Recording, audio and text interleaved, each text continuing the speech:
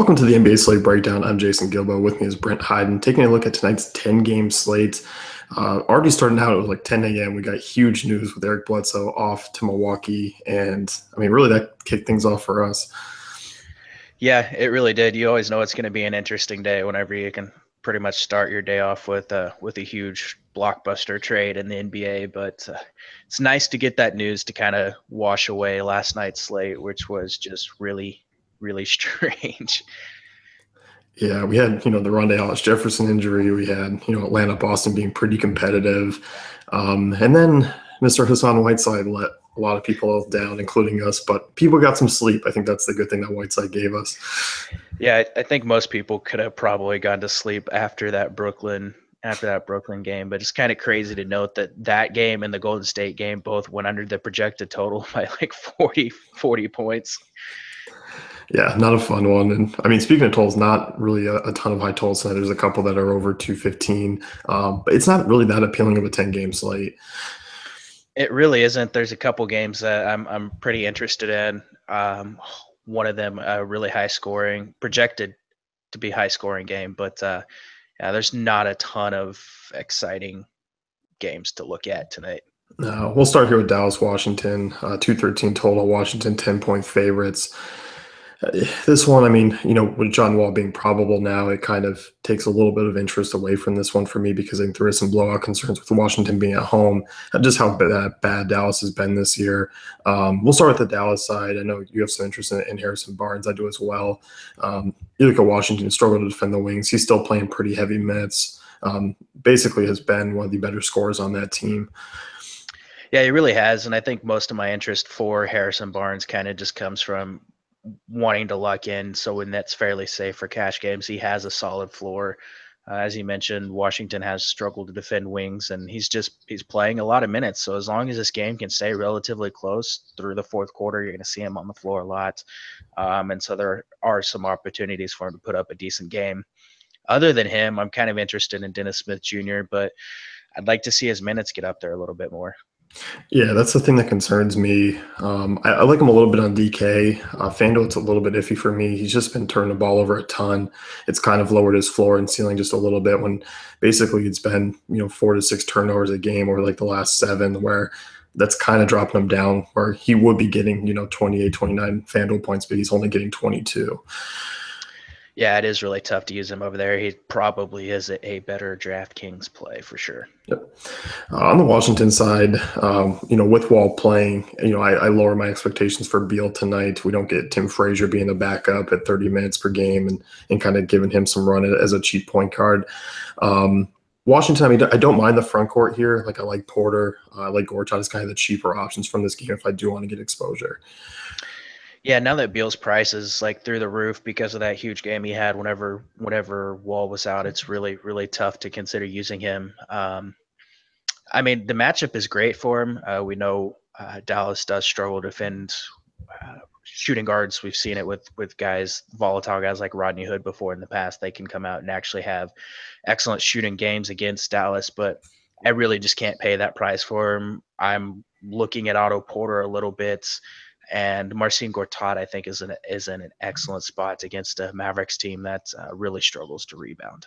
Yeah, it did last. And he's a pretty cheap center. I mean, overall center is not really that strong. I mean, it's kind of top heavy if you look at guys like Jokic and Cousins in good spots, but that's kind of about it.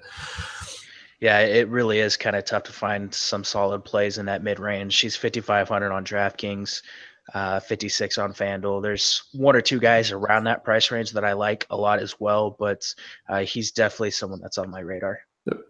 Milwaukee Cleveland here. This is a good one to target. It's obviously 219 over under. Cleveland just 5-point favorites. I like this spot. Obviously, there's a lot of guys in play in this one. And on the Milwaukee side, obviously Giannis has come down in price a little bit, kind of fallen back down to earth, and by earth, probably just still putting up above average fantasy points.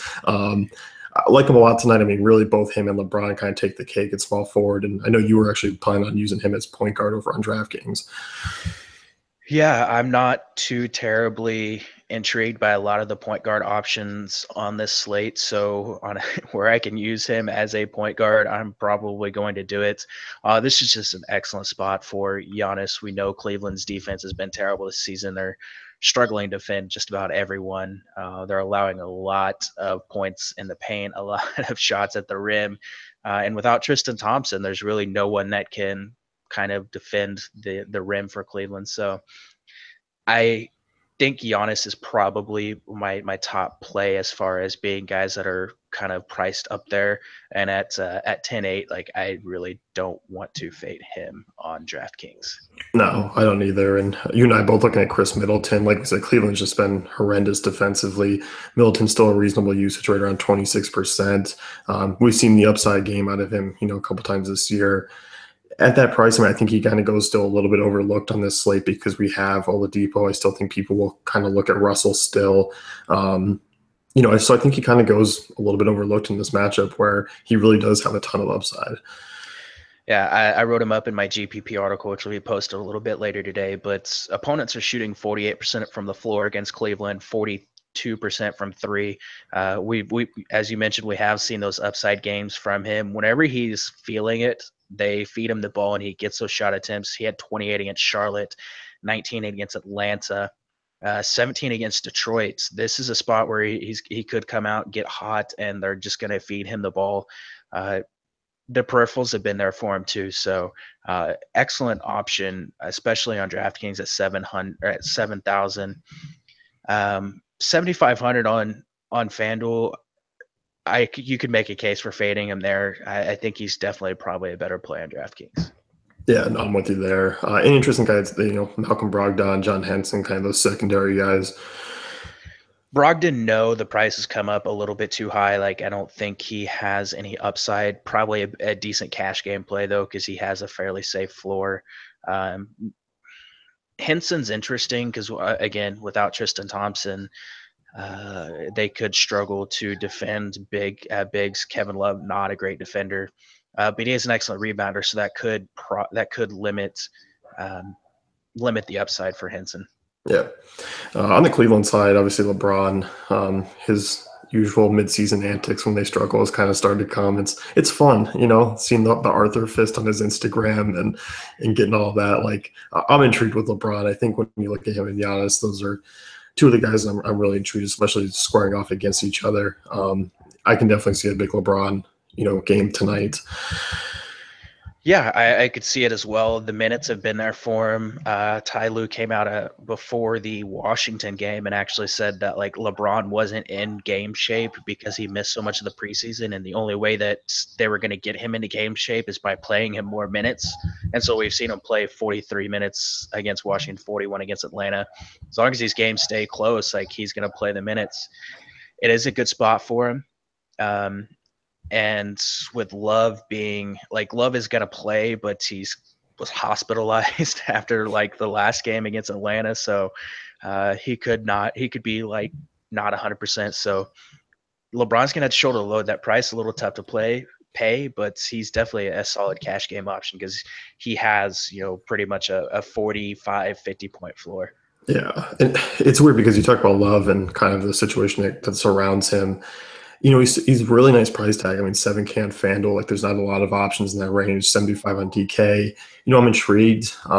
He's a guy I'll have a little bit of exposure to because it's a decent spot against Milwaukee. But like you said, like I feel like there's some risk. And Love isn't kind of a big peripheral producer. He's got to go off shooting wise and get those double-digit boards because other than that, there's not a ton of defensive stats to kind of get him up above the 40 fantasy point mark. Yeah, this is a matchup we've seen him dominate in before against Milwaukee. Second game of the season, he had 45 fantasy points.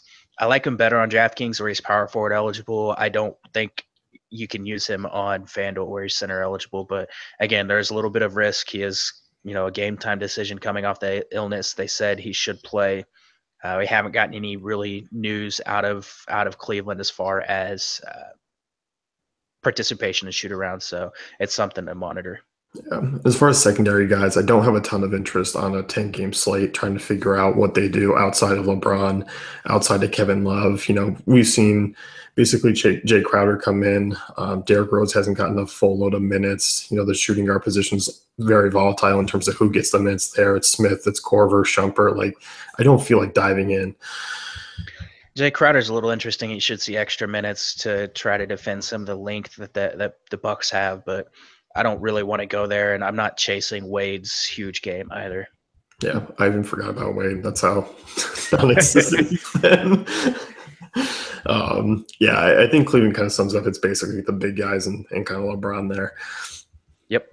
So, Indiana, New Orleans. This is going to be a fun one, mainly for the New Orleans bigs. There, basically get a front court to themselves. In Indiana is a team that does struggle. I mean, once again, I mean, you kind of pick your poison with either of them. I'm leaning a little bit towards Anthony Davis tonight. Yeah, I am as well. And given that this is probably an Anthony Davis chalk spot, I am fully prepared for the first quarter, 8 minutes in, Anthony Davis heads to the locker room tweet that's going to come out. But shocker, Davis and Cousins are great plays again tonight. If you're not paying for Giannis and you're not paying for LeBron, these are the two guys to really look at in this matchup. Yeah, I'm with you. And I mean, really, Indiana's front court really banged up. We'll kind of get to him a little bit. Any interest in that backcourt for New Orleans? Drew Holiday, each one more. A little bit, and I do want to preface the Cousins and Davis things. There was a rather alarming quote that came from Alvin Gentry after last game. He said, "We're asking a lot of these guys, especially Davis and DeMarcus, playing those kinds of minutes. It's kind of a catch-22. Do you take them out, or you try to win games and then try to find rest for them?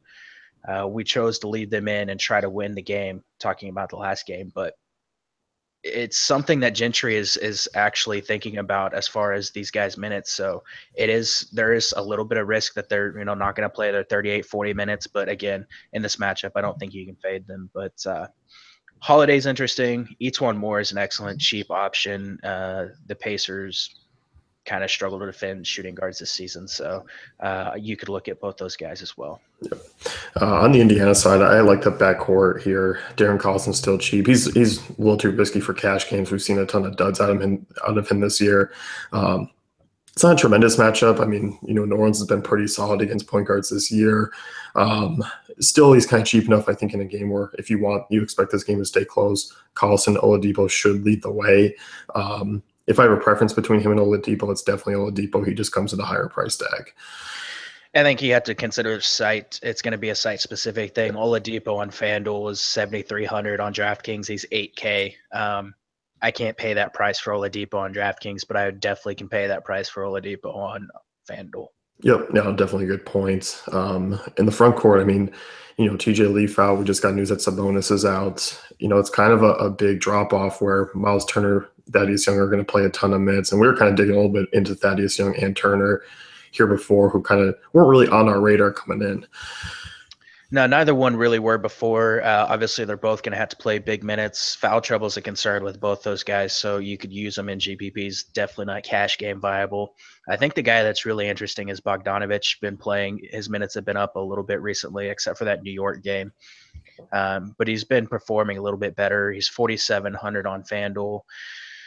He is 4,600 on DraftKings. Shooting guard, small forward, if you're not going like LeBron, Middleton, or Giannis, is a little tough to fill in. So he's an excellent cheap option. Yep, I'm with you. Chicago, Toronto next year. Toronto 10-point favorites at home against a Bulls team that's bad. Still actually some decent plays in this game. Like we can look at the Chicago side. I don't hate some of these guys at their prices. Robin Lopez, I'm a little bit intrigued with, because center is pretty weak. There's a couple other cheaper centers around him. He's a guy who's had some decent history against Toronto, as he had a solid game earlier this year. He's shooting a little bit more because they don't have a ton of guys around him. They're just taking huge usage roles. So I'm okay with him at his prices on both sides, actually. I am as well. And just a quick update. It just came out that TJ Leaf is now questionable for tonight's game. Coming off an ankle injury, I don't really have any interest going there. But yeah, again, as you mentioned, at that price, it is it's kind of a good spot to go there. Yeah. Do you have any interest in kind of like the wing guys? We've seen Valentine pick up some minutes.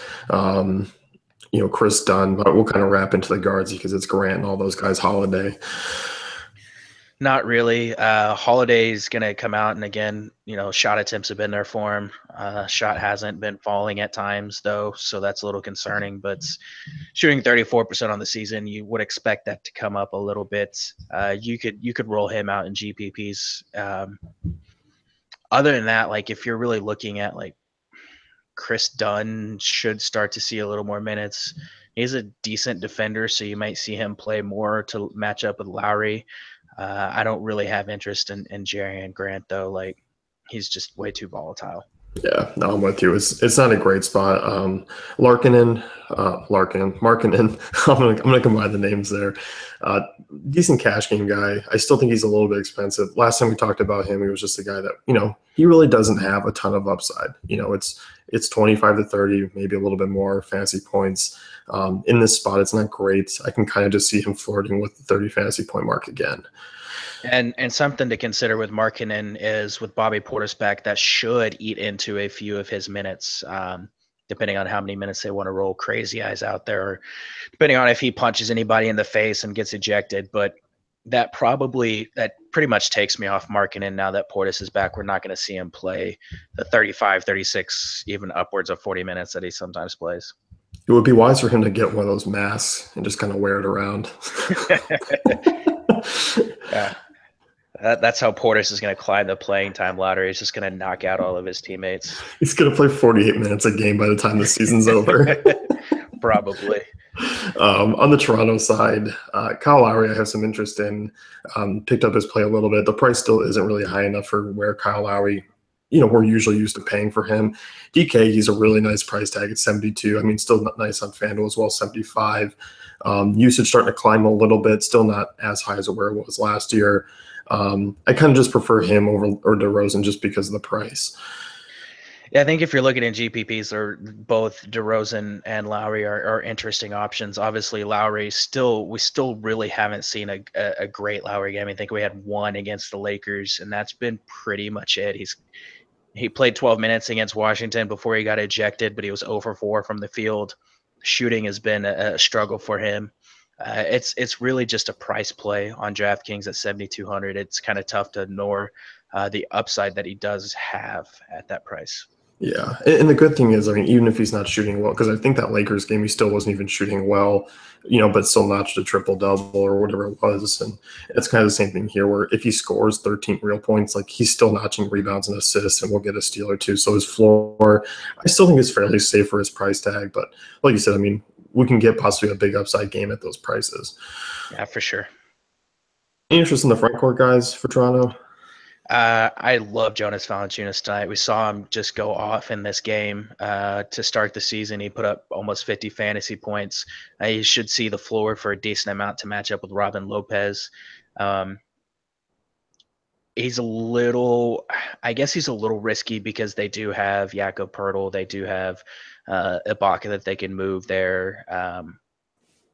Lucas Nogueira is back as well. So it is a little risky, but I think this is a spot where you could get him with a fairly low ownership, and he could put up a huge game. Yep, and cheap as well. So moving on here, we'll take a look at Charlotte and New York. 209 total. This game's a pick 'em. We'll start with the Charlotte side here. Kemba Walker obviously on the road. We've already seen those splits once again this year where he's shooting 50% at home. He's right around 30-something% on the road. I'm actually okay with him here tonight, against New York, who's been pretty good this season defensively. But, obviously high usage Kemba Walker at these prices, I'm okay with using in GPPs. Yeah, he's another guy that's just kind of a cash, or he's just a price play here at 7,300. He has shown the upside this season. He's had 3 or 4 games where he's paid off that salary against a Knicks team. The concern that I have is if Ntilikina gets in the game. Ntilikina is an excellent defender and could actually shut down Kemba, but it's definitely an excellent spot in GPPs. This game should actually be pretty high scoring. Yeah, I think so too. And you kind of look at basically the rest of the guards. It's been a little bit sporadic. Do you have any interest in some of these other Charlotte guys? We were talking about it before. Dwayne Bacon is interesting for cheap, especially on DraftKings at 3,500. If you need a value play there, uh, I would never say no to Jeremy Lamb in this spot. It's definitely an interesting spot for him. He could actually have a huge game. Other than that, like it's really, I can't really trust Malik Monk right now. Like the minutes just are way too up and down. Yeah, I'm with you. In terms of like the front court guys, like Howard, one, he's a little bit hobbled coming into tonight's game, was limited in shoot around, but expects to play at a price tag that I'm not in love with right now for this matchup. New York's been, they've been decent against centers this year. Howard's obviously not a high usage guy. I think tonight I take a night off, but, um, I can't knock it, I guess, in GPPs. I think the guy that I'd actually look at would be Cody Zeller, especially if Howard is limited, and if we get news for some reason that he's not going to play, Cody Zeller would be an excellent option. I don't mind paying that price at 4K.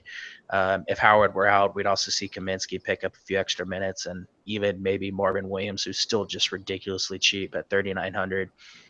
He doesn't really do much other than shoot. You could go there in GPPs, I think, at that price. And on the Knicks side, obviously it's been the Porzingis show this season, and once again, I mean, he's kind of that discount away from Davis. Like that's how I view him. Is say you get Porzingis who scores the same amount of Davis, you're getting a nice little $2,000 difference or something like that. Where I'm okay with it, So I think he's once again a terrific option on this slate. Usage rate right around 35%. Like, how do you not love this guy?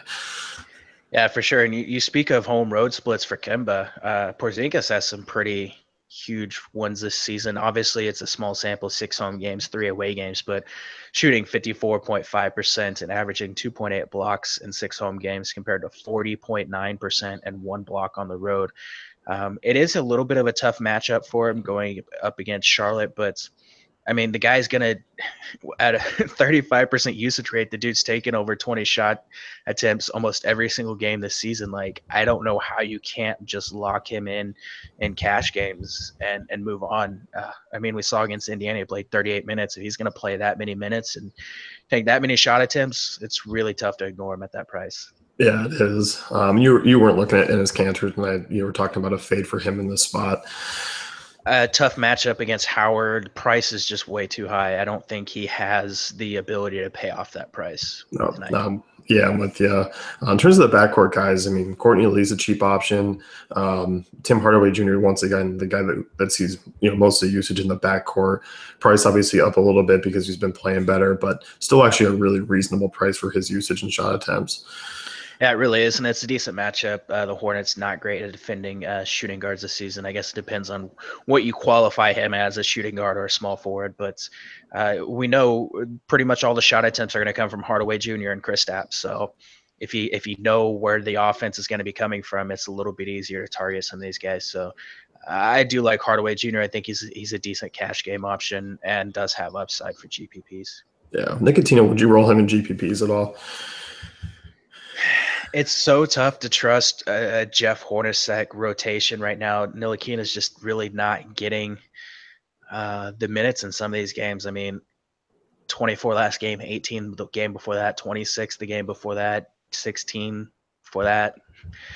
If you were telling me that he was going to get 24, 26 minutes at his price tag, I would. So if we get news that they're going to roll him out a few more minutes or even start him, then I would actually look that way. But as of right now, coming off the bench, it's really tough to consider him. I think your deep breath before answering the question kind of summed up how you feel about pulling him in. You're just kind of like, no, I'll come to understanding and just move on. I want to. Like, I love the kid. I think he's got a ton of upside. He's an excellent player. It's Jeff Hornacek, and Hornacek is just cancer for DFS. Yeah. Philly, Utah, there's actually a lot here to talk about. Sorry, no, we're looking at Clippers Spurs next one here, 8:30. I don't have a ton of interest in this game. I think when you look at it, really, Clippers side is pretty much a team that I'm not looking to use tonight. There's a couple options you could go with here. Obviously, with the Clippers, Danilo Gallinari is going to be out, so that's going to mean Wes Johnson is going to move into the starting lineup. Probably going to be pretty chalky, which is is an easy fade for me in GPPs if he's going to be chalky. Played 33 minutes against Miami. All he does is stand in the corner and shoot. He doesn't really do much else.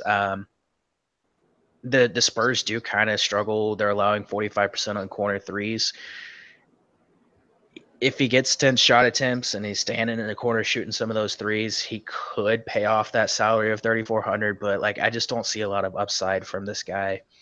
Lou Williams would actually be the guy that I'm interested in the most. He's obviously going to be coming off the bench, but it's a decent spot for him. And Blake, I mean, the usage 32.3% without Gallinari on the floor. It's a tough defensive matchup, but it's like they're not going to double. They're not going to. The Spurs aren't going to do what the Warriors did and double team Blake on every possession. So this is a spot where a lot of the offense could go through Griffin. 8,600 on DraftKings. That's a pretty fair price for what he can do. Yeah, I can make the case for Griffin and GPP. I mean, like you said, the price tag is pretty reasonable. The usage obviously sky high. He's going to be super low owned. Like we just talked about Davis, we talked about Porzingis. There's a couple other guys that are a little bit cheaper. Like he's just going to be a guy that no one plays. Yeah, for sure. So on the Spurs side, I don't have a ton of interest in that backcourt. LaMarcus is a guy that I don't really love tonight in the spot. Pau Gasol is the guy that caught our eye before. Yeah, he's kind of the guy that I would look at. It's kind of crazy to say that. He's been pretty consistent this season. You would expect that he'll see a decent amount of minutes because they kind of need someone with his size to defend DeAndre Jordan, especially with Joffrey Laverne still out. It's a matchup that he's been solid in before with the Spurs team. Looking back last year, let's see, 4 matchups. He had 19 DK points in 20 minutes, 38 DK points in 31 minutes, 39 DK points in 26 minutes, and 27 DK points in 26 minutes. So the minutes should be solid for him. He's been decent this year. Hasn't really had a lot of upside, but he's been consistently getting you in the mid to high 20s. 5,700 on DraftKings. He's power forward eligible there. That's really, really interesting. And then he's 57 on FanDuel too. I think you look at him in cash games, probably not in GPPs though, because I just don't see a ton of upside from him. Yeah, minutes aren't really there for that. Did you have interest in Aldridge at all? A little bit, mostly on FanDuel, where power forward is a little tough to fill into 7,900 there. That would be where I would use him. Moving on here, Utah, Philly. This one, no Embiid, no Bayless on the Philly side. We're looking at a pretty limited squad in a tough spot on the road against Utah. I don't think it's going to be enough of a bad matchup to really make them contrarian. No, they're going to be chalky. Like these guys, Rashawn Holmes is going to be chalk. TJ McConnell is going to be chalk. JJ Redick's going to be chalk. Like all these guys are going to be super chalky plays. Cash games. This is a really bad matchup for Rashawn Holmes, and as of this recording, we do not know how many minutes he's going to play. He's one game removed from returning from a wrist injury that was pretty serious. He only played 10 minutes in that first game. But it's chalk Rashawn Holmes, and when Rashawn Holmes is chalk, Rashawn Holmes usually goes off. So I don't think you can fade Holmes in cash games. In GPPs, though, I think you can pretty much fade all these Philly guys. Yeah, I'm with you. I mean, cash games, like it's kind of like I'm actually going to probably be avoiding them if I can. Like it's almost if they fit my lineup, then I'll use them. If not, I'm okay with going some other directions. GPPs, though, yeah, it's a situation that's a little bit unclear. I don't know if we're going to get that news, like you said, really before lineup. Even though it's a later game, I don't think it's going to be early enough to see. Yeah, I just don't have a ton of interest in the Philly side. Like I like some of the Utah guys though. I have a little interest in a couple of Phillies guys or the Sixers guys. It's just really I hope we get news about Rashawn Holmes beforehand because like that's gonna change things a lot for even the Utah side of things. But if you're fading Holmes, I think you can look at TJ McConnell. Obviously, a little bit tougher matchup, but he'll get the minutes. Simmons, no one's probably gonna go there. Again, against Utah, it's going to be a slower pace game, a little bit tougher matchup, but I think Simmons is an excellent GPP option. And then I mentioned Redick earlier. Someone's going to have to score. Embiid's not there. someone's going to have to help score. So this could be a spot where Reddick could put up a huge game, and he's cheap enough where I would consider him. But the Utah side, as you mentioned, is where I have most of my interest in this game. Yeah, we'll start here with Gobert. One of my favorite players. He hasn't been one of my favorite players this year. Obviously had the one big game. There's that potential here. We were talking a little bit of worry with, the Sixers kind of playing either him or Favors off the court. Gobert is strictly basically a GPP play at this point. I like the potential. I like the matchup. Price tags are a little bit up there for what he's kind of done this year for me, but I think that'll obviously keep his ownership down. Yeah, I think you can just look at his game log and pretty much see that he's a GPP only option. I mean, he's been so bad this season. He's had like one or two good games, one of those against Dallas, but he's featured in my GPP article. I think this is an excellent spot for him. You mentioned there is a little bit of concern where they could. Philly's probably going to go small a lot in this game, depending on the Rashawn Holmes minutes limit. I don't see them playing Okafor. So if they go small, you're probably going to see either Gobert or Favors get played off the court. Um, I I think Favors is probably the one that gets played off the court, and if that's the case, Gobert should absolutely feast because there's nobody on this team that can defend his size. Like even Rashawn Holmes, he's only like 6'9" or something like that. So Gobert's got like 4 or 5, 6 inches on him and massive wingspan. So opportunity is there for him to rack up a lot of rebounds and rack up a lot of points in the paint. Like this is a spot where he could have a huge ceiling game, but there's also a lot of risk because he could get played off the court. Yeah. And we look at some of the other guys. In terms of like small forward options, I'm not really big on Ingles tonight. Covington's a decent defender. I know you and I both are looking at Donovan Mitchell as a high usage guy off the bench. Mints are a little bit risky, but we've definitely seen the upside. And he's starting to kind of solidify the upside a little bit over the last, week and a half or so, where his prices come up, but I'm very much okay with using him in GPPs. Yeah, I mean, he leads the team in usage right now at like 30%. A lot of the offense is kind of running through him whenever he's on the court. He's kind of taking over that point guard role, which is interesting to see. This is a paced up matchup for this Utah team. Obviously, the Sixers are terrible with Embiid off the floor. They have a 109.9 defensive rating without Embiid. Like the minutes are a little concerning, but if as long as he stays in that like 25 plus range, he's going to take a lot of shot attempts. I mean, he's 13 last game, 20, 21, 16 in the game against the Lakers, 20 against the Clippers. We've seen him come out and actually shoot the ball a lot. I think this is a spot where you can look at Donovan Mitchell to have a huge game. And he may be a little contrarian. Like people may not be willing to go there because he does come off the bench, and those minutes are kind of fluctuating a little bit. Yeah. Usually Ricky Rubio's been a guy that I've been on this season. I'm actually not tonight. Philly's actually been somewhat decent against point guards. I just at his price tag, like I kind of rather go Kemba, I kind of rather go Lowry or go cheaper. Yeah, I'm kind of in the same boat. And then looking at it, like I'm not using Rodney Hood, and They're not. No, no Rodney Hood, and Ingles is interesting. At that price, you could see a good game out of him. He's probably more of a cash game play for me, though. Let's move on here to later games. That usually later games are kind of areas we look to hammer. 9 o'clock off. We have Denver and Brooklyn. 231 total here. Denver's favored by 11 points. I know you expressed your concern for me with the back-to-back before the show with Brooklyn coming into Denver off a fast-paced matchup against Phoenix. Still 110 total here for Denver, but for Brooklyn, but there's a lot of kind of risk. There's a lot to monitor in this game. Obviously, Rondé Hollis-Jefferson left yesterday's game early. He's questionable. There's a decent chance he plays, but that's something to keep an eye on. Trevor Booker, I don't think has been officially ruled out, but he's not expected to play in this game. Those two could have a huge impact on how the rest of this, the Brooklyn side of this thing shakes out. If we're starting off, like I am concerned about this being a back-to-back and about them coming into Denver. That higher altitude wreaks havoc on teams that aren't well rested. So I'm having a tough time really considering anyone from the Brooklyn side of this game unless Rondé Hollis Jefferson and Trevor Booker both sit out.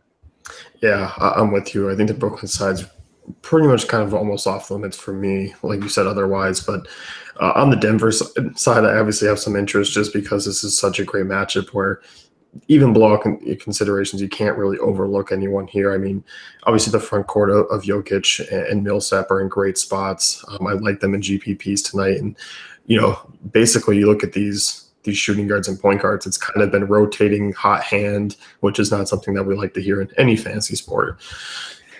No, that makes it a little bit difficult when you're looking at the guards. Obviously, you mentioned Jokic. I think this is an excellent spot for him. We saw him come out and have a huge game against Brooklyn, not too like about a little over a week ago, 50 fantasy points, 8,500. That price tag is interesting.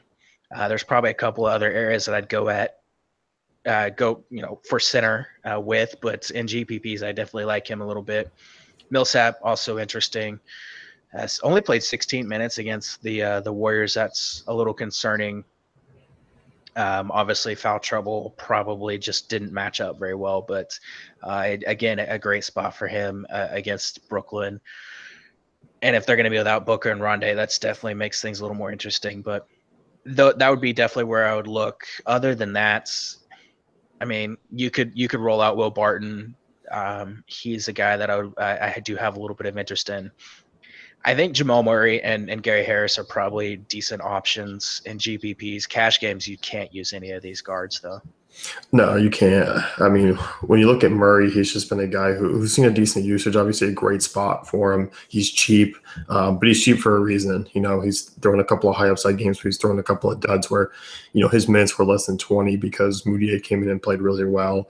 So I don't like the fact that that's a potential for tonight's game where if Murray starts out slow, he doesn't see a lot of time in the second half.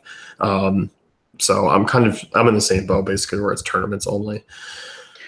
Yeah, Moutier is actually interesting. Even in the games where Murray's been playing well, like Moutier has actually played decent minutes and he's been fairly consistent. I mean, if you just look at his game logs, he has 2 games where he's scored less than 15 fantasy points. The rest of them, with exception to like one, is all 22 or above.